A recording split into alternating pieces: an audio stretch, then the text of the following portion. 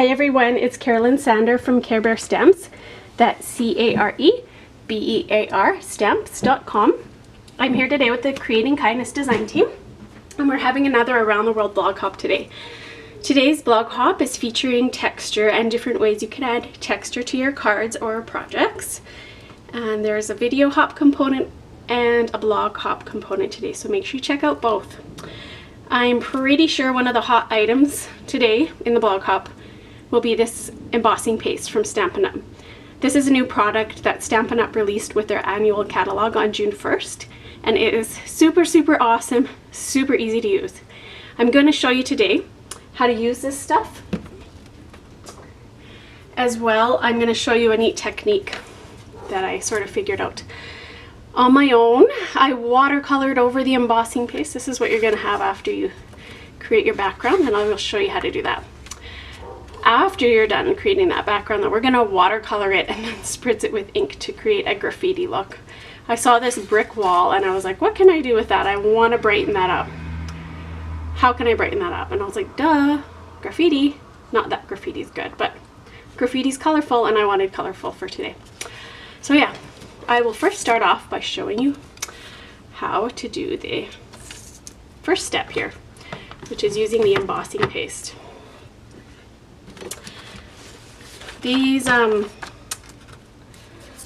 this brick pattern comes from the Party Pattern Decorative Masks, which is on page 201 of your annual catalog. It comes as a 4-pack here in Canada for $8, and it's pretty much a must. If you're going to buy the embossing paste, you need these decorative masks. We're also going to use a silicone mat that is also available from Stampin' as a working surface. So I'm going to lay my mat down. Then I'm going to take some of my washi. You can use painter's tape, but this is just convenient for me. And I'm going to take my washi and adhere it to the back of my watercolor cardstock that I've pre-cut. All right, this is pre-cut to lay over a standard card front. So I'm going to put that on my mat, and the reason I stuck that washi behind there was because I don't want this slipping around. That'll mess up my project or my technique when I'm doing the pasting part of it. Then I'm going to line up where I would like my bricks to lay, and that looks fairly decent there. And I am again going to take some washi tape. Like I said, you don't have to waste your washi. I have so much of it though, it's so handy. You could use painter's tape. So I'm going to lay that around my edges. I don't want that slipping. I want everything to stay in place so this goes as planned the first time around. If you're wondering why my hands are inky mess, it's because I've made a whole bunch of these backgrounds today, and they are going to be part of our team swaps that are due on Friday. So yeah, I made a whole bunch of backgrounds. I should be able to do this for you with ease. So this is actually a new pack of paste. I used up pretty much one container now, and I made at least a dozen full backgrounds with it. Okay, maybe I won't be. Oh, ah! Okay, that didn't happen. Sorry about that. Okay, just be careful when you're opening that seal. Maybe use your scissors or something next time. Your paper snips. Why not get messier, right? So this is how it looks when you get a new container. All right, it's not completely full because I want to allow you some room to get your palette knife in there. So you now also need these palette knives from Stampin'. They come in a set of 3, and they're meant to go with the paste. Palette knives. These are the other shapes here. I prefer this one. I haven't used the other ones yet, but maybe one day I will. This stuff dries super fast, so you want to work pretty quick. You've got your mask here. Now you're just going to glob on some of this and just work your way across the whole project, back and forth. I like to go heavy on it because I can always put more back in my container, or put the excess back into my container. So, oh, got it on me. If you like icing cakes, I do like baking. I'm not the best cake decorator, but you know, it's a similar skill. So we're wiping that off. There we go. Put it back in your container. I probably should have had my lid on while I was doing this, just so that I could be extra sure that I wasn't going to dry this stuff out. But it dries super quick. You don't need to heat set this. My daughter is singing in the background, if you call that singing. Sorry about that. All right, we're just gonna lift this straight off. And gorgeous, gorgeous. It's important to also clean your silicone mat and your palette knife after you're done with this, as well as your mask. So that's that. Like, how easy was that? Let this dry for like 5 minutes and you're done. I have another one ready here for today that we are going to now watercolor.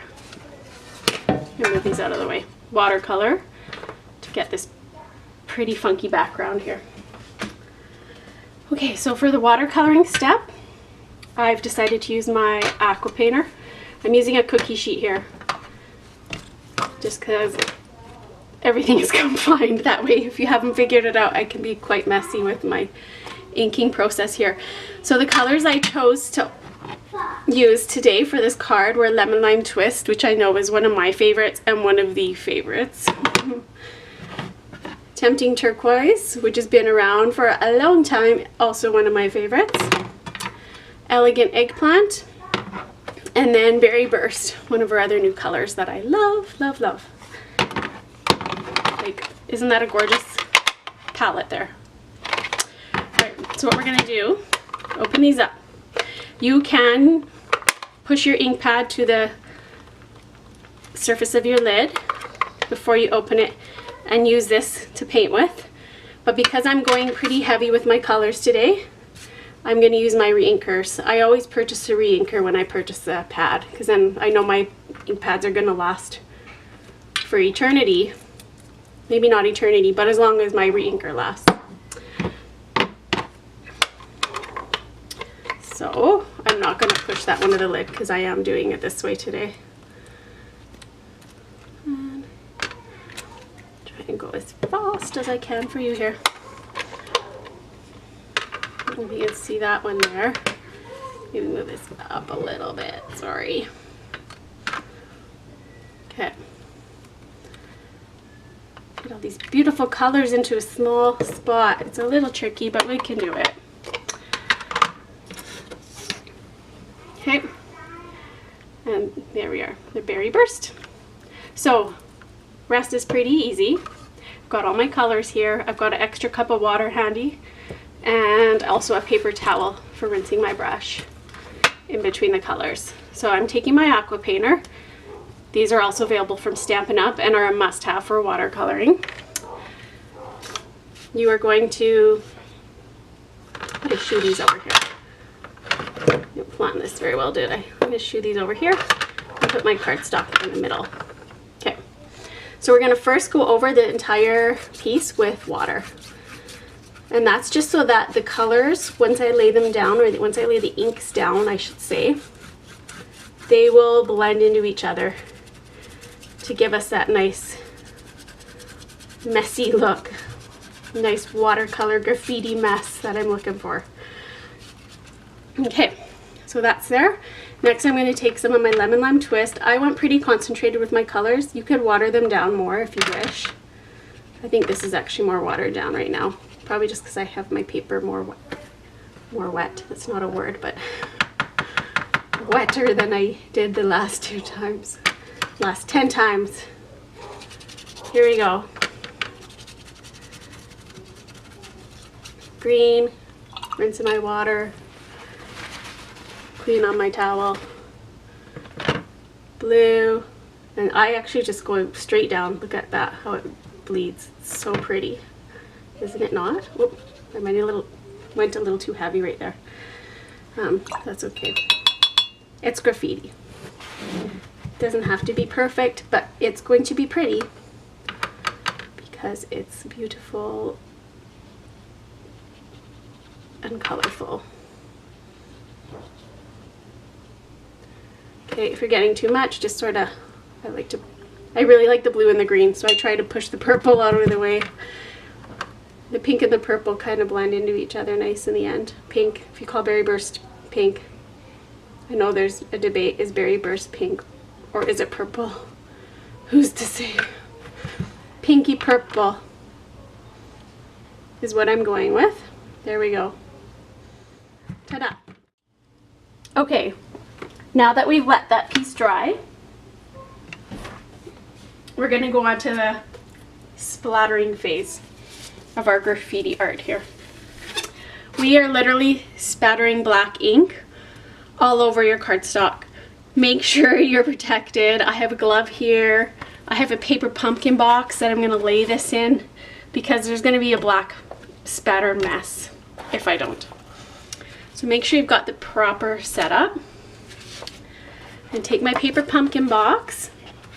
I'm going to lay my cardstock in there that I want to spatter. And I'm going to take my toothbrush, an old toothbrush. I'm going to either put my toothbrush in black ink, or what I find easier even is to actually put black ink on my toothbrush. So I just have my archival black refill. I'm going to put it on my toothbrush like so. And then I'm going to close my lid to my paper pumpkin box. If you're not North American, you don't have a paper pumpkin box, any small box with a lid will do. But for today, I have so many of these boxes laying around. I'm using my paper pumpkin box. I'm going to close my paper pumpkin lid and spatter. And look at that. Like, cute. If you want, you could spatter some bigger chunks with a brush too. Bigger chunks of black, but that's sort of what I did here.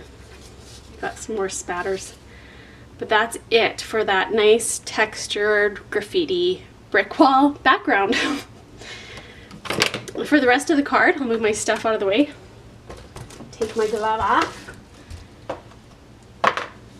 For the rest of my card, it was pretty simple to finish off because I wanted to show off this nice background. I used the Lovely Words Thinlit dies here and my Big Shot from Stampin' Up. That's his friend die here. And I also used my layering oval framelets to complete that. So I took one of my ovals, ran it through the Big Shot with the friend die, like so. And then I cut a smaller piece of vellum to layer behind that. Mounted that with dimensionals to give it a little bit of a pop. And then I layered some black thread underneath there, the black metallic thread, and just glued a few of the black sequins from this assortment, which is, oh, there we go, metallic sequins assortment, which is in the Stampin' Up! Catalog also. That's it for today. I hope you enjoyed today's tutorial. I'm excited to see what the others have to share. Again, make sure you check out the entire hop. You don't want to miss out. Thank you so much for visiting today, and I hope you have a great rest of your summer. Bye-bye for now.